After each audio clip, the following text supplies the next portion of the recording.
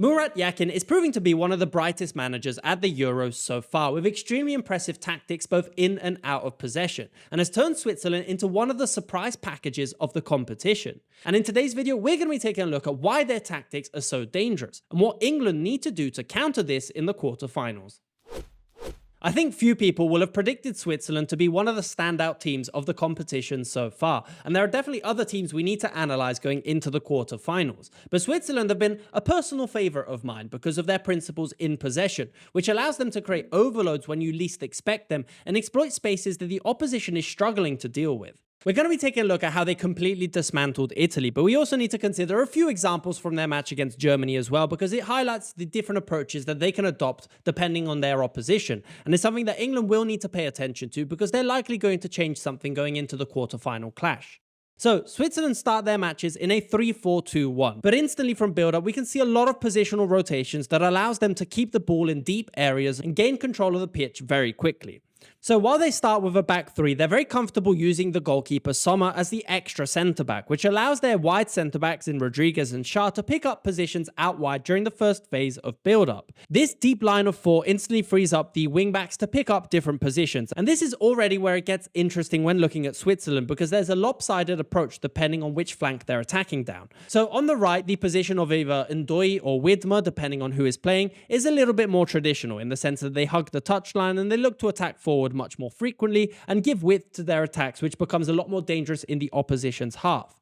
But on the left, we can see a lot of positional rotations, and it makes sense when we consider the position of Aebischer. Now, for Switzerland, Aebischer is starting as their left wing back. But one of the biggest tactical innovations and a big talking point of the Euros is his position, because it's not traditional in the sense that he hugs the touchline as a wing back and delivers crosses into the box, but he moves centrally a lot more frequently and a lot more than you'd expect from someone in this position. Now, it might not make sense initially, but it does make sense if we consider Aebischer as the player, because for Bologna, for his club team, he plays as a holding midfielder, so he's very comfortable in these positions where Switzerland have Granit Xhaka. Now, this is where the genius of the manager comes into the picture, because he's created a system that gets the most out of all the players and allows them to pick up positions that makes them more dangerous. And it becomes even more interesting when we consider this trio of Aebischer, Xhaka and Freuler in the center of the pitch. For example, during build-up, while they start with this deep line of four, Xhaka is usually used as the only holding midfielder in the center. Unless the opposition is pressing really aggressively and they need two players, Freuler has the license to push forward instantly between the lines. Now, he's not alone, because we also have the position of Aebischer moving more centrally, and it instantly creates this big overload between the lines, because the front three aren't always hugging the touchline in the sense that they're out wide and spread out and there's space between them, but they're always in close proximity, especially during build-up, which means that if there is a ball forward, they have this big overload in the center of the pitch. The way they create these overloads is interesting and changes a lot, and to understand this perfectly, we need to take a look at this clip from their match against Germany. Initially, what looks like a not too threatening position can very quickly create a big overload on Germany's defensive line. And we need to consider the subtle movements between the players timed perfectly in order to free up a player further up the pitch. At the start of this build-up, all the players are in positions we mentioned earlier. So we have the back two of Akanji and Sommer, we have the right centre-back Schär acting as the right back, and then we have the left centre-back Rodriguez acting as the left back in this position. The only exception is Aebischer, who has already rotated into a more central position alongside Freuler, who's operating in the left inside channel. Now, from this position, Xhaka is the holding midfielder, but we can see that as Switzerland hold on to the ball, they're very comfortable picking up different positions. So in this case, Xhaka has now moved slightly deeper into the pitch, and Aebischer has picked up the position as the holding midfielder, with Freuler moving over and picking up the position left by Aebischer, picking up the space that was left vacant by his teammate. Because Xhaka moves into a deeper position, it allows the right centre-back Schär to move further up the pitch, and it also allows Widmer to finally push further forward onto the defensive line and act as a wing-back. But then as we zoom out and we see the front three, we can see that they're in close proximity in the right inside channel, with Mbolo and Rieder on the defensive line in the centre, with Freuler who's rotated to act in the space between the lines. And as the ball is played forward from Aebischer, it's where this overload comes into the picture, and a quick layoff, and we can see that they instantly have a player ready to attack in behind. And this opportunity came just before they were able to go 1-0 up in this game. So because of these positional rotations and their ability to control possession in deep areas, it does mean the vast majority of their attacks start in the opposition's half. And even here we can see different types of build-up depending on the opposition. So against Germany, who pressed with a front three, they kept a back three build structure. So Rodriguez and Schär were connected with Akanji, and they did look to move the ball out wide and forward a little bit more frequently. Again, not always Aebischer out wide, but he would sometimes move more centrally, and it would be Vargas in this position able to keep the ball. And they did try and build a few attacks by moving the ball out wide and attacking in these positions here. But against Italy, who pressed with a front two, they adopted a more aggressive build structure, and rather than keeping a back three, they very quickly switched to a back two, and they formed this box in the center with Xhaka, Freuler, Schär and Akanji in the center that meant that Italy could not get near them in the first phase of the press. And this also meant that Rodriguez could pick up a more aggressive position, also allowing Aebischer to be even more fluid in his position in the opposition's half, because there was no need for him to stay out wide. He could move more centrally, and Rodriguez had the option of moving it out wide into Vargas or more centrally into Aebischer. And these central passes were a key way Switzerland were able to break Italy's press, not only coming from Rodriguez in this more advanced position,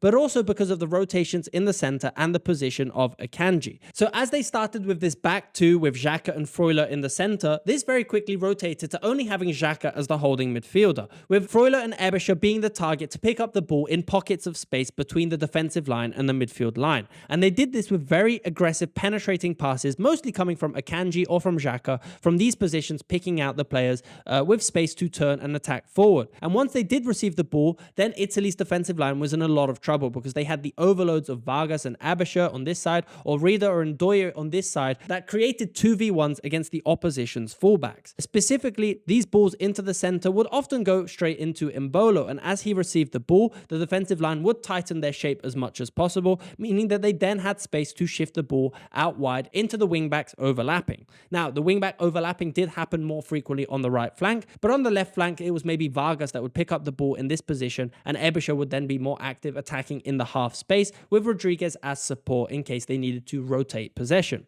But again, these positional rotations and their ability to push numbers forward with Freuler and Aebischer attacking the defensive line means that they're able to get a lot of players quickly ready to attack in behind. So these little positional rotations and Switzerland's ability to find overloads in the center of the pitch were one of the main reasons why they completely dominated the game against Italy. If we look at their second goal, for example, it may seem like just a simple three-man combination out wide. But the fact that these Swiss players are all rotating and picking up the space left by a teammate made it really difficult for Italy to understand which players they needed to mark. Now, this was exacerbated by a really poor performance by Italy, and a lot of players just weren't in position when they needed to be. I want to highlight this clip from Kaiser, for example, where Switzerland are building on the left flank, and he's just so slow to close down Rodriguez, and you can see Spalletti pointing at him and being like, you need to raise the position, you need to close the player down, and it's even a bad touch from Rodriguez when he receives the ball, but Kaiser is so slow to close him down that he has time to play the ball out wide. And as they play the ball out wide and then instantly play it in behind, Italy's offside trap just doesn't work, and they're all uncoordinated in their movements, and Switzerland were able to take advantage of this.